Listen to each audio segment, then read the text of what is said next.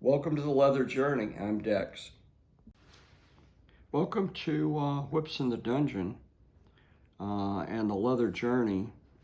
I'm not quite sure right now where this video is going to end up, but it's going to end up on one of those two channels.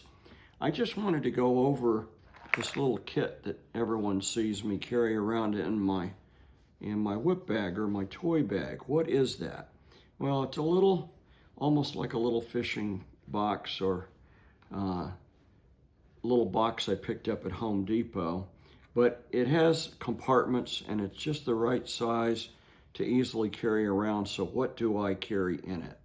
Well, I usually have a couple of bandaids, regular size, and then the real small ones that are would just cover like a small abrasion or a dot. I carry those around. I carry some triple antibiotic ointment, which my goal is to never have to use it, but I carry it anyway. And I carry a very small knife that easily fits in this case, and that's mainly for trimming crackers or maybe trimming a fall a little bit. And I'll carry a leather fid, or in this case, a dental pick. This dental pick actually, one end got broken off and I'm using this end. And it's mainly to, trying to hold it where you can see it. It's mainly to help untie knots in a cracker or a fall. Some of the crackers, the knots get very, very tight from being, the whip being played with. And I change my crackers a lot because of safety. And I'll explain that just a little bit to you. I always carry some brand new crackers with me, but crackers are made out of a type of thread. There's all different types and of thread that's used, and we'll talk about the cracker material that's used in a different video. But crackers are porous, and they could get bodily fluids or blood or sweat, dead skin cells, dirt off the floor, you name it. Whatever this cracker comes in contact with, it could pick it up, okay? So once you've thrown a scene with someone, there's no 100 absolute sure way of cleaning that cracker to where it doesn't have any contamination on it.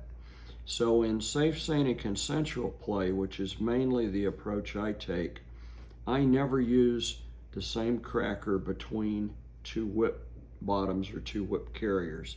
So how do I manage that? Well, the way I manage that is I carry empty little snack bags around with me, and I'll have the whip bottom, or I'll write their scene name on the baggie, and when the scene is over, I take those crackers off the whip and I put them in their baggie. And you can see I've got a number of baggies here with crackers in them. What I do is if I know I'm going to a party, it's say in northern Florida, or you know, I'll go through my collection of crackers and I'll look at the attendees list, and I will take the crackers of the people that I've played with before that are in attendance in case they approach me for a whip scene. But I always have new crackers and empty Ziploc bags in case someone approaches me for the very first time for a whip scene. I'm prepared. So that's the way I manage safe, sane, and consensual. If I'm at an event where there's just not enough time and there's too many people that want to play and I can't change crackers between whip bottoms, I will take a risk-aware consensual kink approach from time to time where the whip bottom is okay with it. I will clean that cracker with Cavicide, let it process, and then I'll clean the residual Cavicide off with rubbing alcohol and let that dry, and then I'll reuse that cracker. That's if that cracker had not been blood contaminated previously. A blood contaminated cracker is never going to get used on anybody else again, not even the same whip bottom. I will gift that cracker to the person as a souvenir or a memento. So what are these? These are earplugs. Some people have triggers, and the sound of the whip to them sounds like a gunshot or a rifle shot. Some people are sensitive about their hearing. They don't like the crack of the whip, or they want to protect their ears. Maybe they have hearing loss that runs in their family, and they want to wear ear protection during a whip scene. If they do, I have earplugs in my box. So that's kind of the nuts and bolts of what is in the little box that I carry around.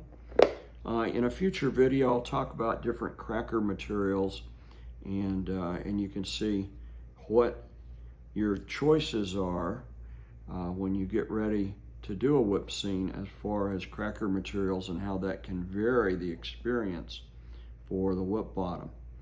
But as always, thanks for watching The Leather Journey.